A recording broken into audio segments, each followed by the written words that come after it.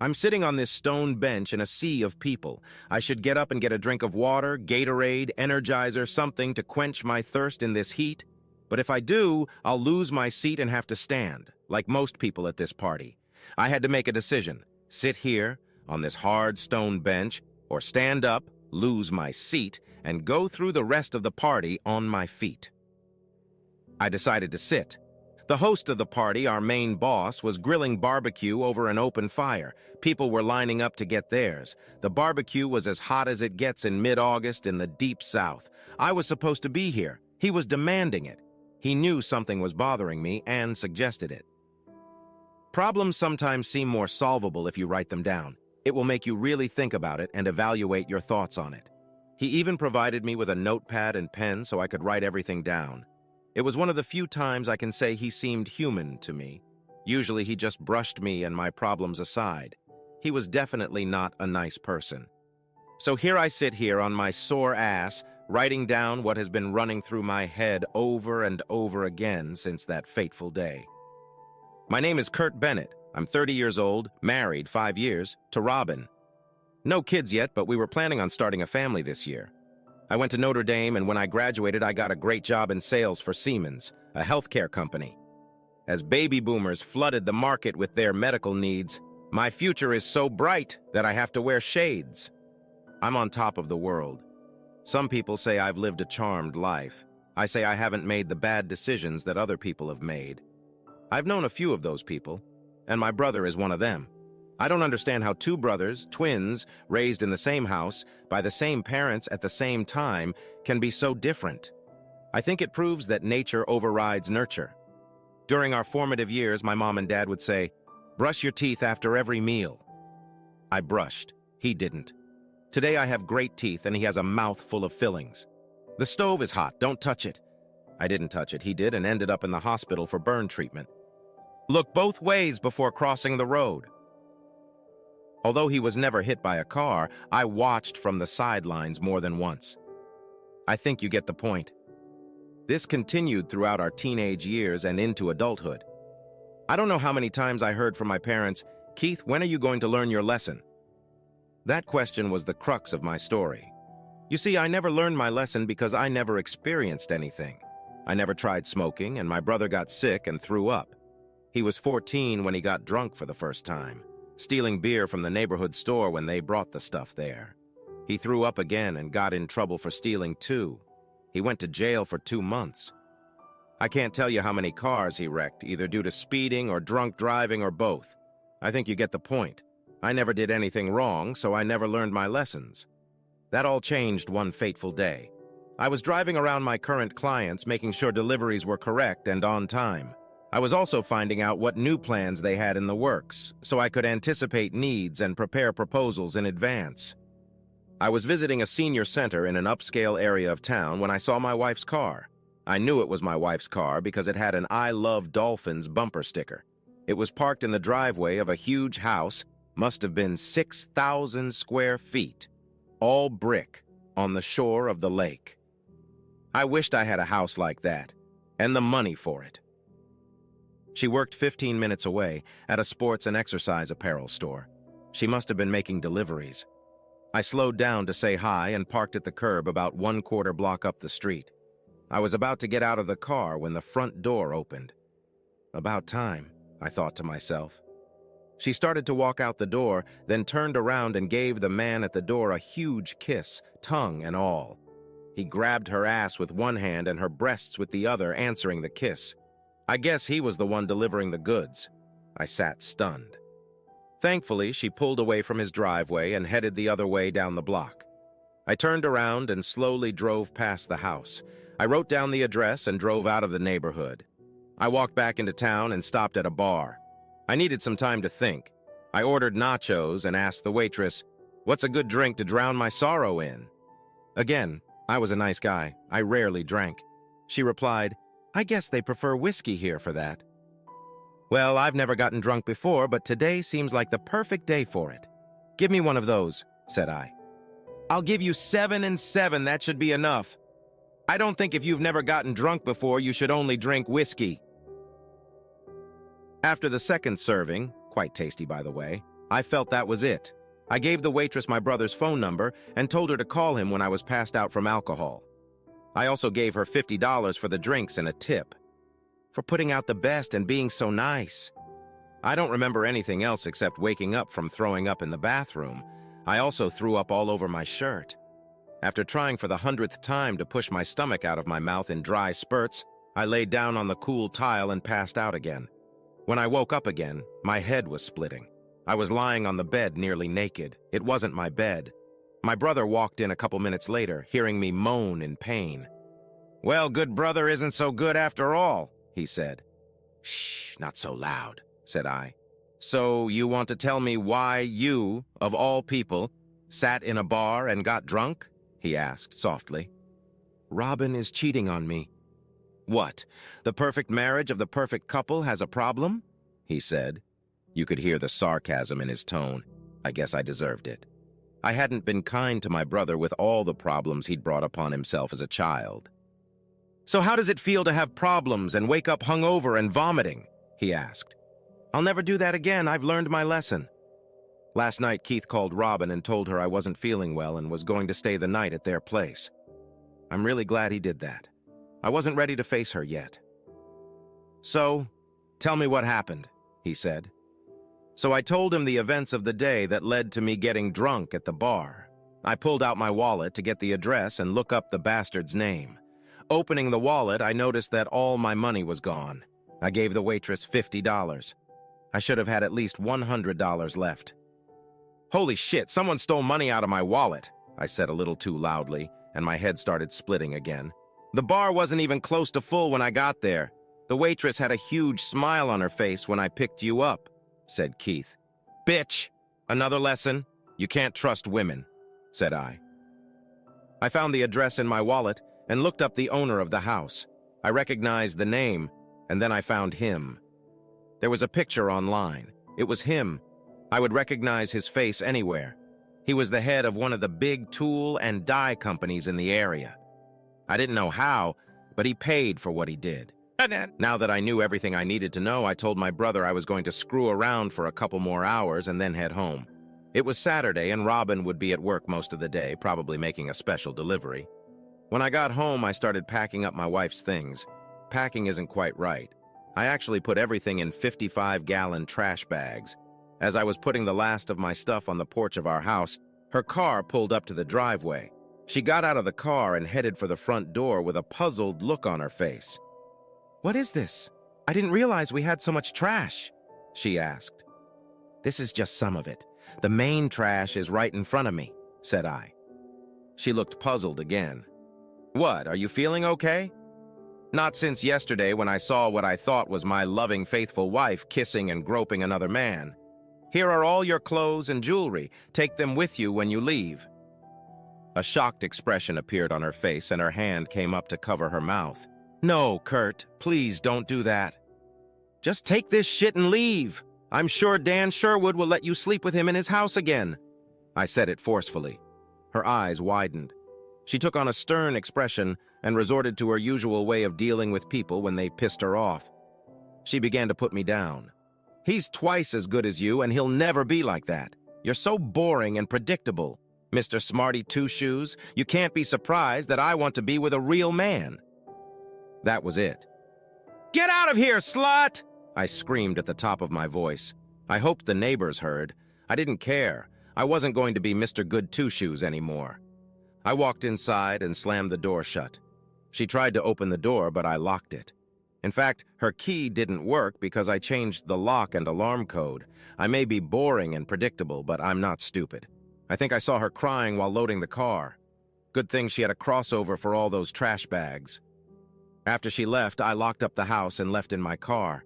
I wanted to see if she went to his house. I got there, but her car wasn't in the driveway. Maybe it was parked in the garage. I went to the door and rang the doorbell. A woman in her 30s opened the door. Behind her, a girl about 6 or 7 years old ran to the door. So this asshole is married, I thought to myself. "Hello, can I help you?" she asked. "Yes, can I talk to your husband?" "Sure. Dan, there's someone here to see you," she announced. "Would you like to come in?" she asked. "No, I don't want to impose. It'll only take a couple minutes. I backed away from the door a couple steps. Dan stepped out and closed the door. Can I help you? Just then, I punched him right in the face. Blood immediately spurted out of his nose. He bent over, and then I kicked him in the crotch. He didn't feel twice as much as I did. He went down. I kicked him in the ribs, then another in the crotch. His arms were closed, so I really kicked him in the arms. I heard at least one finger break. I rang the doorbell, and when his wife opened the door again, I simply said, "Your husband cheated on you with my wife. I hope you have a nice day." I walked back to my car and pulled into the street. I only made it 3 blocks before I was pulled over. Being rich is advantageous. They probably have cops on every corner. Of course, I ended up in jail. I had to stay there until Monday, when the judge would hold a hearing. I called my brother. "Are you drunk again?" he asked, picking up the phone. "I haven't heard that much from you in the last 3 years." "I'm in jail, and on Monday, can you bail me out after the hearing? I have the money. I can let you take it from my stash." Again, I'm not stupid. I took all the money out of the bank and hid it at home. Monday morning, after a day and a half in jail, I was looking forward to the hearing. The judge wasn't so easy on me. I guess the physical damage I had done to a man of high standing in society meant I would get what I deserved. Bail was set at $50,000. Wow, that's going to be a big blow to my stash. Keith had to go back to the house for the rest. He decided that $25,000 would be more than enough. I learned my lesson well. Don't resort to violence. When I got home, Robin was waiting for me in the driveway. "You asshole, you made me lose my job!" She yelled. "That's okay. I'm sure Dan will pay for your services." I calmly replied, "He's in the hospital and his wife told him to find another place when he gets out. You ruined his marriage and he has 2 small children." She shouted again. "No, you're the one who ruined his marriage. I just brought it to her attention," I said calmly again. "We need to discuss living arrangements," she said. "If you can pay the mortgage, you can live here," I said. "You can't do that. This is my house too," she hissed. "I'll call the police to make you let me in." "Your name isn't on the mortgage or the deed. Let them try to force me in. I'll sue the police department," objected I. "And where am I supposed to live?" she asked. "Where have you been living for the last 2 days?" I asked. "At my sister's, but her house is full of her own family," she replied. "What does she think of what you did?" asked I. "She doesn't know. I told her that we are having problems in our marriage," she said in a muffled voice. "That's an understatement. You had a good life. We had a good life. Why did you ruin it?" I asked. "I thought I wanted more," she admitted. "Well, now you can get more with him. He has money. Get him out of the hospital and go away with him, preferably far away," said I. "He's not going to marry me. He wants his wife and kids back," she replied. "So you're just a whore, unless he paid you. Then you're a whore," said I seriously. "It was just an affair, Kurt. Can't we forget about it?" she pleaded. "When hell shuts up!" screamed I. She rushed away. I went into the house, locked the door, and went straight to bed. The last 2 nights I still couldn't sleep. The next day I visited the hospital. Most of the medical staff knew me. I sold medical equipment to the hospital and periodically asked the staff how it worked. I acted like I was on another sales session. In the ICU, I spotted a patient in room 415 and asked about him. "What's wrong with him?" "He's been beaten badly, 3 ribs broken, his nose broken, his fingers broken, and his testicle ruptured," she said quietly. "Wow, I wouldn't want to be in his shoes," whispered I. "Yeah, and his wife was only here once, and she didn't seem too sympathetic," she said. "Ouch!" I wrinkled my nose. I made the rest of my rounds and walked out of the hospital with a smile on my face. I had never gotten into a fight before. Adrenaline and rage helped me get my revenge. I looked into a few more offices, but my heart didn't lie with this one. Why did my wife do this? We had a great life, a big house, nice cars, traveling, the Caribbean, Europe, and even Asia last year.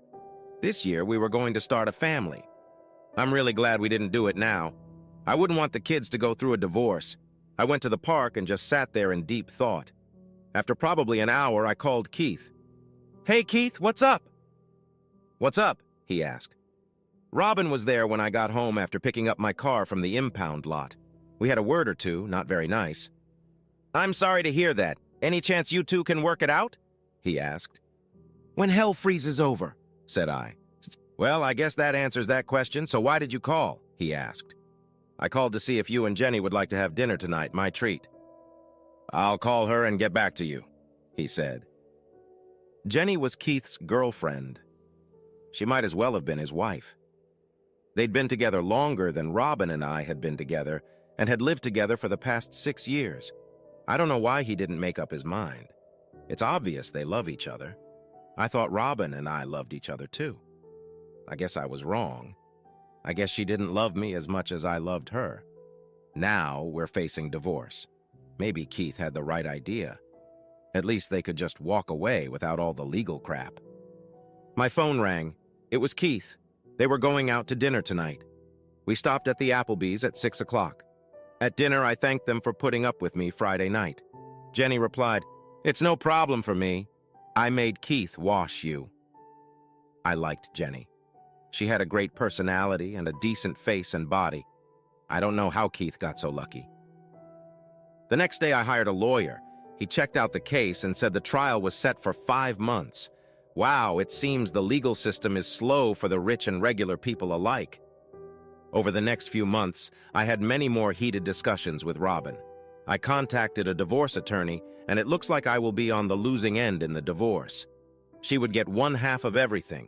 Plus, I would likely have to pay alimony for at least 3 years or until she remarried. This was complete nonsense. The offended party here was me. I decided I would not pursue a divorce, let her file for one, which she did. I would fight it, just to drag it out as long as possible. Needless to say, I spent nights alone watching TV, movies, playing video games, and watching porn. I needed a release. My nighttime habits began to turn into morning habits and then into afternoon habits. Soon it was affecting my work. Sales started to drop, and then it started to slide downward. I was called into the office and had the riot act read to me. I corrected myself a little, but not fast enough. Soon they started taking my accounts away from me so that customers would get the service they deserved. I'm sure you can guess that I lost my job. You can't expect to keep anything in life if you neglect it. I've learned my lesson. Meanwhile, Robin was seeking a divorce. The first hearing was held about a week after I lost my job. It turned out to be useless. Without a job, all the financials were out of date. We rescheduled another hearing for 2 weeks later. I had to provide all new financials. That night, I went to a bar downtown. I would have a drink, but there was no way I was going to get drunk again. I didn't need this headache, literally and figuratively. As I sat there sipping my drink, a woman spoke to me. "I haven't seen you here before," she stated. "I've never been here before. I'm here for a divorce hearing and I need to drown my sorrow," I explained. "Do you want to tell me about it?" she asked. I told her my story. She said, "I think I have something that will help you." I looked at her perplexed. "How much money do you have?" she asked. Remembering the time I had been ripped off by a waitress, I was wary. "Why?" "I can make you happy, if only for an hour," she said. I looked at her again. I don't know what prostitutes are supposed to look like, but this was not what I expected. Playing dumb, I asked, "How?" "I have some coke. We can share it, and then I'll share my body with you. But it's going to cost you." I thought for a moment. I'd never tried drugs, and I'd certainly never used a prostitute. Then I thought, what the hell, this is better than going home. "Where are we going to go?" I asked. "There's a motel down the street that rents by the hour," she said. We left the bar, discussing payment on the way. The motel would cost me $150. At this point, I hoped it would be worth it. We started by snorting coke. What a rush. What a rush of energy. I felt like I was on top of the world again. I could do anything. And I don't know if it was the cocaine or something else, but I felt like I was in heaven. I hoped this wasn't the end. When we were done, they would definitely have to change the sheets. Hopefully, they changed them before we started. I lay there exhausted, my chest heaving up and down, trying to come to my senses. She got up, washed her face, and got dressed. She was about to leave when I asked her, "Can we do it again sometime?" "Sure, honey, but next time it will be $200. I didn't realize we'd be here for 2 hours." "How do I find you?" I asked. I'm at the bar almost every night. You'll find me if you get there early enough, she replied. I smiled after lying like that for another 15 minutes. I thought about how my life had changed in just a few months. I was definitely no longer Mr. Nice Two Shoes. I went back to the bar, got in my car, and drove home. I was still feeling the residual effects of the cocaine, but not much at all. When I went to bed, I fell into a comatose state almost immediately. When I woke up the next morning, I was hungry. I couldn't remember the last time I had eaten a home-cooked meal. I made myself breakfast. Waffles, scrambled eggs, bacon sausage, and orange slices. I had to eat something healthy. I was full, fat, and happy. I looked down at myself. I was fat. For the past couple months, I had been eating fast food morning, noon, and evening. In between, I was constantly snacking. I must have gained 30, 40 pounds. I know I bought new pants 2 sizes bigger in the waist. I had to start jogging. I half-heartedly promised myself that I would start on Monday next week. Friday came, and I wanted more of that amazing sex. So I went to a bar. Yeah, that bar. She was there. I pulled $400 out of my stash. Now I had $10,000 in it. But I wasn't worried. I still had money left over for the $50,000 bail that the court was holding. When the trial was over and the attorney was paid along with the fine, I would have more money. I waved my hand at her. She smiled and headed toward me. I didn't even know her name. I just called her Babe, and she called me Honey. Hey, honey, how are you today? Great, babe. Are you free tonight? I asked. You know I'm not free, but I am. She nodded. You were great last time, but I was wondering, I've never had a threesome. Do you know another girl who might be willing? I can pay $350 for both of you, I asked, hopefully. I don't usually work with anyone, but there's a new girl working the room tonight. Maybe we can talk her into it, but I need $200. She informed me. She pointed her out to me, and the one seemed fine. Do you want me to come over here? I asked. Sure, honey. Let her know I'd be glad if she says yes, she said. I walked over to her and made light conversation. Pretty soon, I felt comfortable to broach the subject. She looked uncomfortable, but I told her I would pay her $150, and the other girl was also a professional, as I pointed out to Babe. She agreed, and we headed to my car. We got to the motel, and I got us a room and started by opening my wallet and handing each of them money. At that point, the new girl pulled out her badge and gun and said we were both under arrest. She called for backup, and we were taken to jail. Another weekend in jail. I learned another lesson: prostitutes are trouble. That weekend gave me a lot of time to sit and think and look at my life and body. Things were rapidly going downhill. I needed to do something about it. I promised myself to start running on Monday. As far as my life was concerned, while doing bad things was pretty exciting, I didn't like the consequences. I needed to get back to my old life as soon as possible, but how? I couldn't bring myself to make peace with Robin. I still had my pride living inside me. I wished I could find someone like Keith did. Jenny was a wonderful person and loyal as the day is long. On Monday, after the hearing, I made bail with a credit card. $5,000 was enough for me. I picked up my car from the impound lot again. I drove home, changed into gym clothes, and walked out the door to the beach. I decided the best way to work up a sweat and lose a few pounds would be to work out. I started slow, no faster than a turtle. Once I felt my muscles warm up, I started working out. I felt good that I was actually doing something to improve myself. I was running at probably at least 5 miles per hour. I was sweating, shedding pounds. I just knew it. True, I was panting and puffing a bit, and my heart was pounding in my ears, but I was running, reclaiming my body and my life. Everything was going to change. I would control my destiny from now on. I would live the life I wanted, doing what was best for me. To hell with the rest of the world. Then it happened. Now I know it was a heart attack. I collapsed on the sand. I woke up lying on the sand, still sweating, and no one came to help me. It's been months now, and I'm still sweating. I'm sitting on this stone bench, but I don't want to get up and lose my seat. Just wish it wasn't so darn hot.